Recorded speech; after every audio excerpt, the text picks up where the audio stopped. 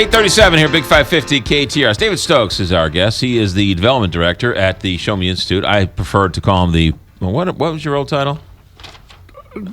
Policy analyst? Yeah, I like policy analyst. Director of Local Government Affairs. Yes. Several titles. All around good guy. It's like the old Cheers episode with Woody. We can't give you a title. We can only give you a raise. Wait a minute, I want a title. Exactly. David Stokes, development director at the Show Me Institute. Good morning, David Stokes. Good morning, McGraw. Good morning, Kelly. This weekend, an interesting example of democracy in action. Checks and balances. It's the veto session. They pass the bills. The governor signs them or vetoes them.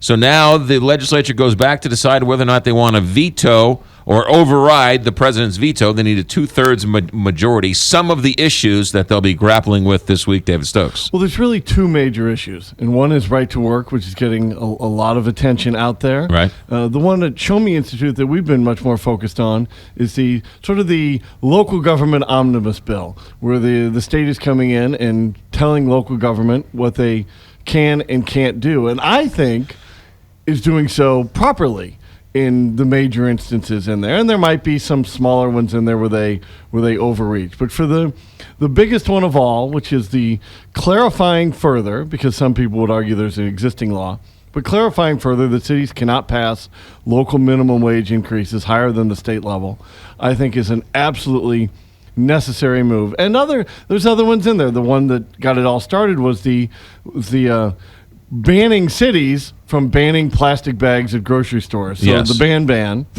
And does that one go a little bit too far? It might. It might. But I'm not somebody who believes that, like the Kansas City Star editorial of the other day indicated, that for some reason, the relationship between cities and counties and the state should be the same as between the state and the federal government. I mean, they're different relationships. You can be a conservative saying, state libertarian saying, don't boss my state around, let me be the laboratory of democracy. And you don't have to turn around and do the same thing for the cities and counties in your state. They're famously called in a Supreme Court ruling, and I'm not a lawyer, but cities and counties are creatures of the state.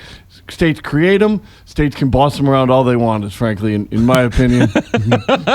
As somebody who studied local government for a long time, I've seen a lot of bad things that local governments do. But we've also seen a lot of bad things in state government as well. I'll be honest with you.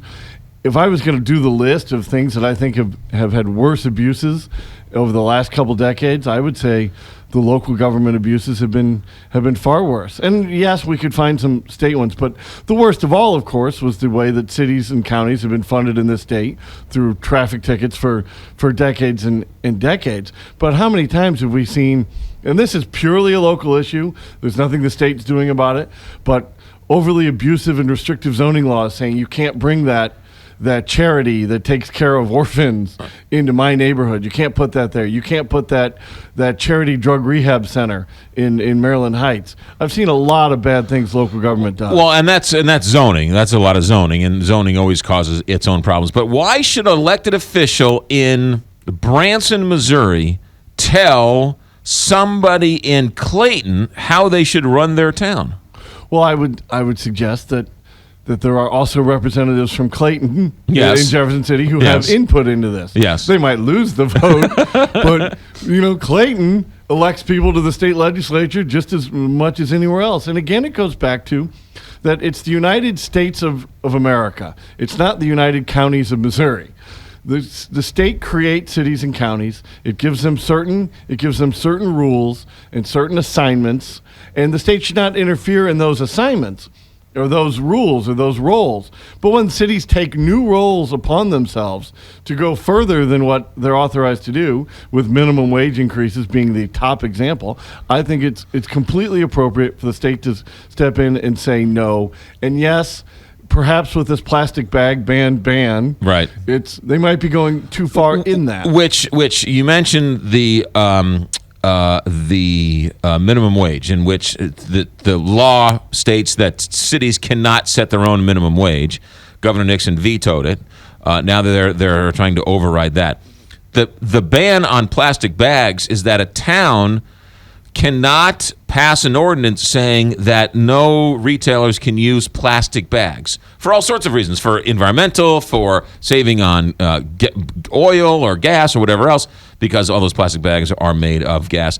That is clearly an overreach. I understand the minimum wage, but why does somebody in Branson care if somebody in Clayton or the Clayton community gets together and says, we don't want to put out plastic bags? That is a clear overreach. And so when you talk about local control or state oversight, they're abusing their power the same way the feds abuse their power over the states. Well, I don't know if the plastic bag ban is such an overreach. I mean, I don't think that cities have the authority under state law to start dictating how business operates. There are certainly some. We give local authorities licensing rules for plumbers, electricians, other occupations.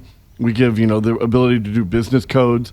But I don't think that cities have a role to just start saying, we're going to tell you how to run your business, what you can and can't use in your business. I mean, there's a lot of federal oversight of businesses, right, and there's a lot of state. Okay, but we could come up with 1,000 other examples where cities could take it upon themselves to start instructing small, medium, large businesses how they have to operate. And I don't think they have that proper role. And I don't think that, while admitting that this plastic versus paper bag thing seems peculiar, I'm not so sure it is an overreach. Well, okay. But of all the major problems out there that the states can sort of impose their will over these towns, I find it interesting that they go after plastic bags. So they're going to force Clayton not to use plastic bags, but they have no problem with Clayton giving TIF money to a developer to build a luxury high-rise apartment complex. Why not ban the use of TIFs for these communities? Why ban plastic bags? I will certainly grant your point there. Okay.